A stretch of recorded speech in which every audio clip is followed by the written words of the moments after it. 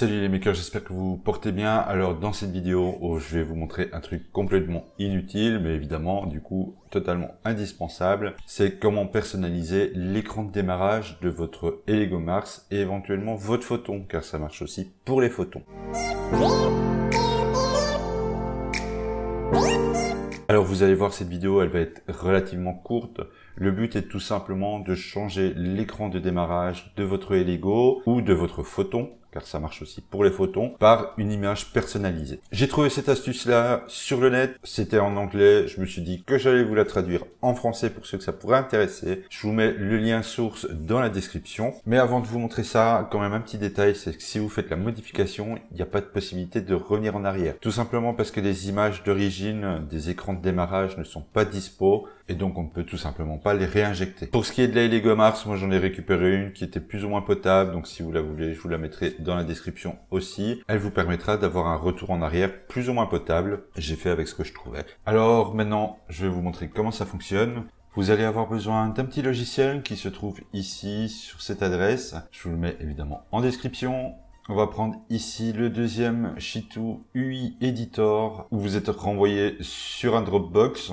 Vous prenez le premier que vous pouvez télécharger tout simplement, comme ceci. Bon, ici, il est déjà enregistré. Ensuite, il vous suffit tout simplement de le lancer. Alors la première fois, vous allez peut-être avoir ce message pour vous dire que voilà, le XE n'est pas signé, donc Microsoft Defender vous le protège. Vous faites information complémentaire, exécutez quand même, et celui-ci se lance. On vient ici dans l'onglet Logo Tools.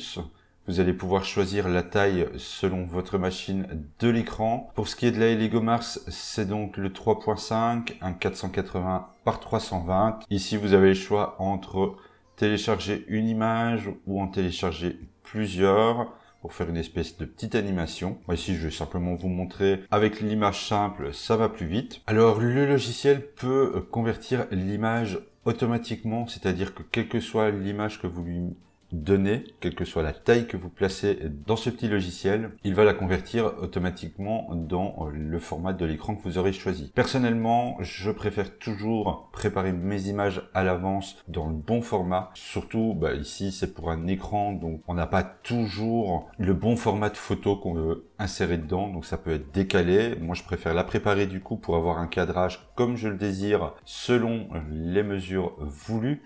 Donc pour ça, avant, je vais ici prendre par exemple cette image-ci et la préparer. Alors, c'est tout simple, vous faites avec n'importe quel logiciel photo ou d'image. Vous venez préparer l'image voulue, donc c'est 480 par 320. Voilà, comme ceci, vous allez voir que si je viens placer mon image dessus,